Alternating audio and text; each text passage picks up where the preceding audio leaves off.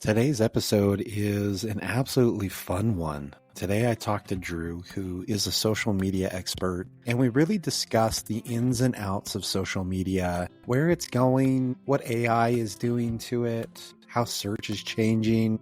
So if you're at all interested in how to have a better social media presence for your business, knowing where the future of social media is going and just how it works and how search is forever changing to involve social media, today's a great episode to listen to.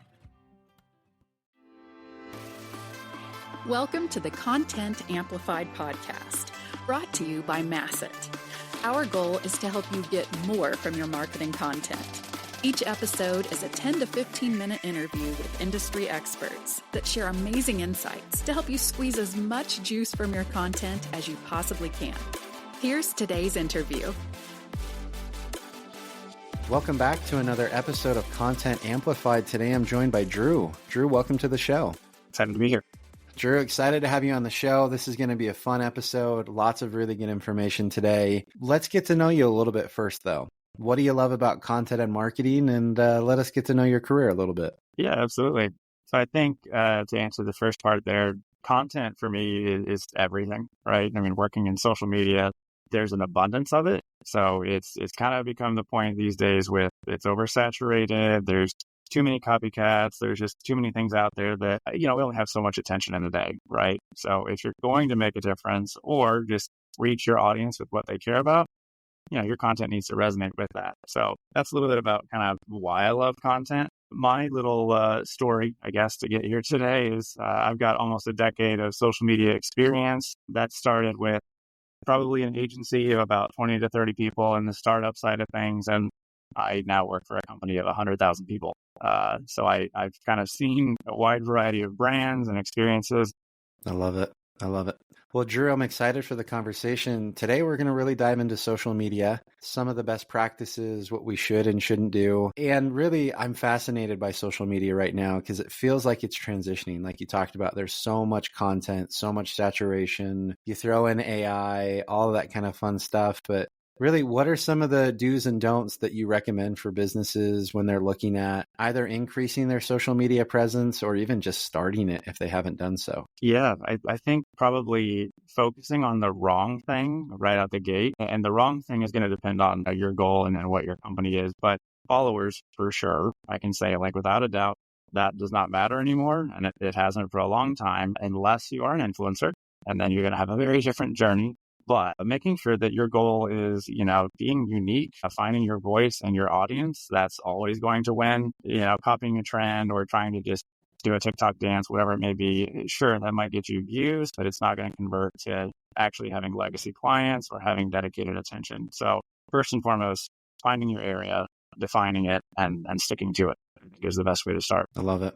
So one of the interesting dilemmas that businesses have right now are a lot of platforms are downplaying the business posts. Their algorithms are not really allowing businesses to really get out there with their name and their content. And they're really pushing the people behind the brands. How do we kind of embrace this trend? What have you seen there? What's kind of the balance that we need to strike with that? So we just spoke with Meta actually the other day. They were talking about how they're going to try and re-emphasize organic and content that puts people first. So they have learned from, the past few years of, I don't know if I'd call it mistakes, but a shift in their algorithm and their focus.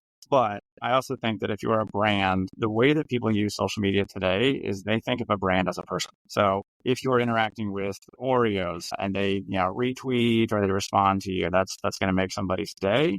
And that's going to create that lasting feeling that they're going to want to come back for. So it's not so much that brands have to be super different, but they have to think about how someone's going to engage with them and what that kind of reciprocity in that interaction is. It's a value exchange, essentially. So what do they get out of it as well? I love that. So how do you recommend brands and businesses come up with ideas to push good content that's actually providing value instead of just, putting some more noise out there? How do brands really start to think about that? Yeah, so I'm a huge champion of social listening. So I will pretty much tell anybody that will listen about the value there. There's a number of tools and suites that anybody can use, from the free ones that are more like if you're starting out, something like maybe a Sprout Social or even just Google Trends. Like if you're not sure where to even start, just some sort of repository that you can go look at to kind of know what people are talking about given a certain season or market. If you've got a little bit more of like an enterprise level solution, like a brand watch or a sprinkler, that's going to allow you to search specifically by keywords, location, audience, and really listen to what people are actually caring about. And then you can address the need. So if someone is saying, I just can't find a local pizza restaurant that really has like gluten-free options and also like is kid-friendly, you can go find that. You can just look by keywords and then make that content so someone can find it. I love that. So when you're looking at it, often analytics play a role when it comes to social media, how important it is, the impact it's making on our business, where we should spend our time and money. How do you start to look at the analytics? What matters, what doesn't? I know some people think that some social media metrics are vanity metrics, but at the same time, it's a lot of the times at the top of the funnel, which we know is also really hard to track. How do you look at the data in general to kind of feel like you're on the right track? So I think it's about the journey that each person is going to take as well. You mentioned, the top of the funnel. So it always goes back to the goals and the strategies for me, which makes sense without strategies. But knowing what objective is per stage of the funnel is really going to help you tailor that whole experience all the way. So while there are vanity metrics out there, as long as you're getting something out of them and you're actually taking that user along a journey and to whatever the eventual conversion is, I think that's more important than anything. Otherwise, there is almost too much data. So knowing what to focus on along the way is probably the best way to do it. Awesome. All right, well, let's get into the other side of things, kind of the mistake side of things, maybe some opportunities for people to say, hey, here's a red flag or a road sign that says, don't go down this path. What are some things that you often see brands do that you might recommend you don't focus on or spend your time on? Yes, I think the red thread is kind of something I like to reference often, but knowing what brand's editorial authority? What can you speak on? What should you not speak on? Don't try to be something to everybody. Know what you stand for, know what you can and cannot speak on, and don't be afraid of that. Like if it's a conversation that your brand should be part of, absolutely put content out there. But I'm not expecting to see, like an automotive company take a political stance necessarily or something like that. It's okay to stay in your swim lane. So I think that's the biggest mistake, is trying to be everything to everyone. Yeah, I love that. So when you're looking at it, everyone's got their favorite examples in social media, like the Wendy's of the world and things like that. How do you find your authentic voice when it comes to social media? Because clearly, like Wendy's started to figure that out, and because of it has gone viral in a lot of different circumstances. How can normal businesses really find their voice and find a way to really stand out? And some of these platforms have billions of posts, it feels like every day or every week. How do you actually start to stand out and find that authentic voice? So it's funny that you mentioned Wendy's, because I also, whenever I'm presenting in various ways about just storytelling, I like to reference Wendy's too, because I do feel like they broke the mold for a long time there. And I would say the brand doing that today is Duolingo. So if you haven't seen their content, I don't recommend that's for every brand. It is very edgy, but it's effective. I'm not sure how their legal team is okay with it, but it works. I think for any other brand, though, again, it's just finding your niche, whatever that value is that you have that's different from your competitors. So to go back to kind of the social listening, not only should you look at what your audience is interested in, but what are your competitors doing? What are they saying?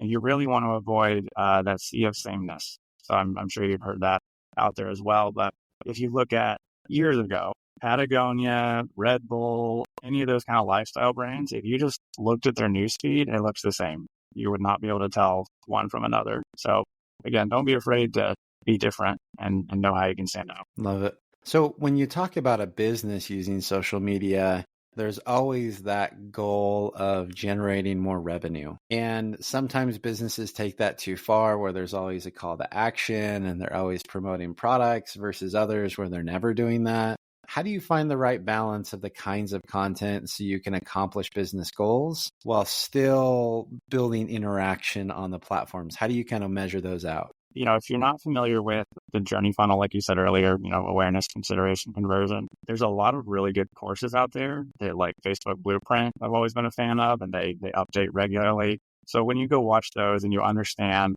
the metrics of each part of the funnel, then you can tailor your content accordingly. I don't think that every ad should have a CTA. Not every ad should drive an action. Sometimes the action is watch that's a win. So if that is your goal in that upper funnel part, tailor your message accordingly. And then if you wait until later on, they've been retargeted, and then you can actually drive an action and do something more. I love that. So let's shift gears just a little bit. Where is social media going with generative AI and new technologies and search engines forever changing because of generative AI and people getting less links and less traffic? Where's the future of social media in your opinion? That's a great question, and I can talk about that for hours. So I think, when you talk about AI and social search, it's kind of how we're coining that term these days. But younger generations don't necessarily go to Google and start there and then begin their journey. They search the exact same way on TikTok or Instagram, maybe Threads, as that starts to take off. So knowing that that's their user behavior, you can kind of craft your content accordingly to that. But I think that there's going to become just more emphasis on authenticity than there already is. It's going to be more about not faking the content. Don't just copy something else because it's trending. Like, find your value in it, participate in it, but don't just oversaturate for the sake of being visible. Like, it's okay if you're not. So how do you weigh out the algorithm and trying to rank there with also providing meaningful content that will engage your audience? How do you look at the balance between those two? Yeah, that's a difficult one to solve. I think it's going to vary for every brand over time, but there's almost an engagement factor of, so I just saw Beetlejuice over the weekend, and so that's fresh in my brain. Nobody really thought about a sequel. Nobody was talking about it, right? But then here it is, and just through the roof. I can't see it anywhere else. Or excuse me, I can't stop seeing it. It's all over my feeds. It's all over everything. So they made 2 movies, 20, 30 years apart, and yet people gobbled it up, right? So I think that the algorithm value there is knowing that people had those interests already locked away. All they had to do was start their ads again with people who are already interested in Beetlejuice 1. Maybe they love Halloween, whatever it is. And the algorithm took it and fed it from there. So I think it's that same kind of value exchange of it's really not about quantity, it's quality. Yeah. And when you look at ranking, on social search, a lot of it is topic based as opposed to keyword based. How do you really factor that into your content to be really visible? That's a great question as well. So that one's going to vary, I think, based on the platform too. So TikTok at the moment has probably the best content graph with their algorithm. However, we'll see if it's still here in 6 months. So I guess there's that. But again, it's about just knowing what's in your content itself. As the algorithms get smarter and AI is used, Meta's got their version. YouTube's rolling out their own as well. It's really going to be knowing what that algorithm is looking for. So if it is looking for a keyword on one platform, then make sure your content has it. If the algorithm is actually scrubbing through your video, then you want to make sure that your video hits those keywords too. So it's kind of a hybrid, but knowing how each algorithm works at a surface level will really help. I love it. Well, Drew, this has been a masterclass of really good information. It's got my wheels turning about how I approach social media, social search in general. Absolutely love it. And these episodes go by too quick. But Drew, if anyone wants to reach out and continue the conversation online, how and where can they find you? Yeah, I'm easy to find on LinkedIn. I'm on every social channel really because I have to be, but LinkedIn's probably the easiest way for me. Yeah, thanks for having me. It's been fun. Love it. Drew, again, thanks for the insights today. Thank you for listening to the Content Amplified podcast. Please subscribe and leave us a review. And for additional ways to get more out of your content, visit our website at getmasset.com. That's getmasset.com. And tune in next time to the Content Amplified podcast.